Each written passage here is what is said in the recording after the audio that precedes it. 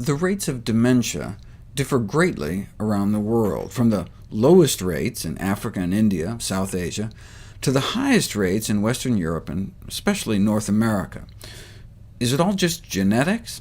Well, the incidence of dementia and Alzheimer's disease is significantly lower for Africans in Nigeria than for African Americans in Indianapolis, for example, up to 5 times lower. Alzheimer's rates for Japanese Americans living in the U.S. are closer to that of Americans than to Japanese. So when people of one ethnic group move from their homeland to the United States, Alzheimer's rates can increase dramatically. Therefore, when Africans or Asians live in the U.S. and adopt a Western diet, their increase in Alzheimer's risk suggests that it's not the genetics.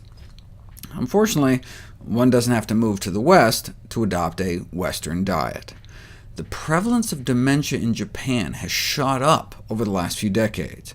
Mechanisms to explain this in Japan include increases in cholesterol, saturated fat, and iron from increases in the consumption of animal products. Traditional diets generally are weighted towards vegetable products such as grains, and away from animal products.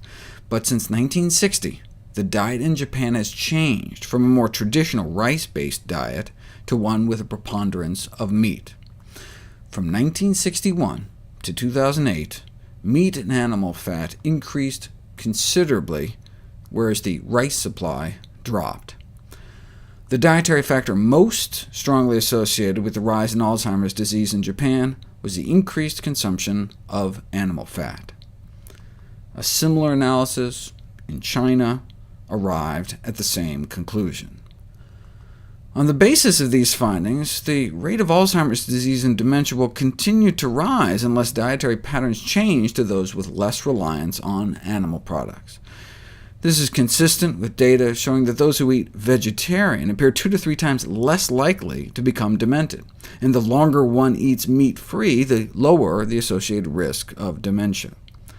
Globally, the lowest validated rates of Alzheimer's in the world are rural India, where they eat low-meat, high-grain, high-bean, high-carb diets. Now, it's possible the apparent protective association between rice and Alzheimer's is more likely due to the fact that the drop of rice consumption associated with increasing Alzheimer's was accompanied by a rise in meat consumption. But other population studies have found that dietary grains appear strongly protective in relation to Alzheimer's disease.